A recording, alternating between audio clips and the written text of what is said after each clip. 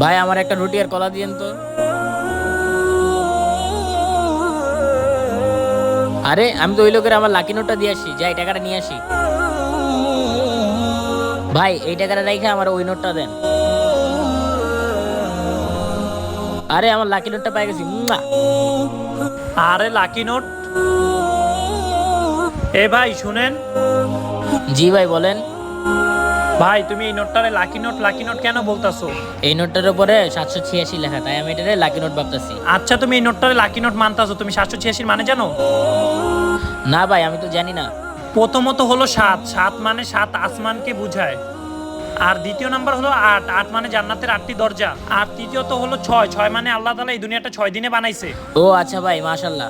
এর জন্য ভাই 786 নাম্বার আমাদের ইসলামে লাকি মনে করা হয়। ও আচ্ছা ভাই বুঝতে পারলাম, তাহলে আমি আসি। সবাই কমেন্টে 786 লিখবেন।